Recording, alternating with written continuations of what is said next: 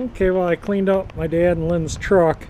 Use this to get all the yellow like stuff. It's easier than a clay bar. It takes the wax off, so you got to re-wax it. But you get this at Napa, and it works pretty darn good. It cleaned up the truck nice. Still some in the wheel wells, so I'll show you what it cleans off. See how it's kind of all like it cleans that off. I don't know if that's road tar or what, but it cleans it completely off. So the truck looks nice. It's got the Durmax and the Allison automatic in it. I think it's a 2008. It's got over 200,000 miles on it now. They use it to pull their big fifth wheel. But anyway, I'm cleaning the driveway with the surface cleaner, so I thought I'd give a little demo. You can kind of see the before and after. That's the cleaner and the pressure washer, and hopefully the wind doesn't drown out the sound. And also, I got it from that windstorm. We got a major broken branch there, so I got to bring up my pole pruner and give that a pruning. So anyway, let's get this. All right, we'll see how this does.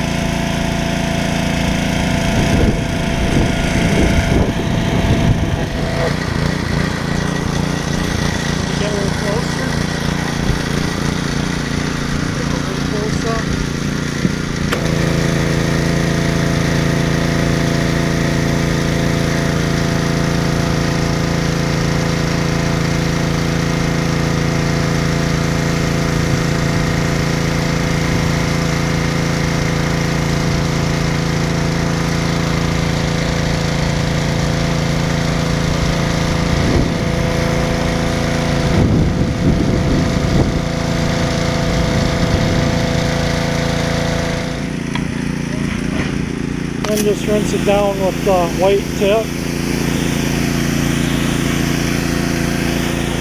And it comes up nice and clean.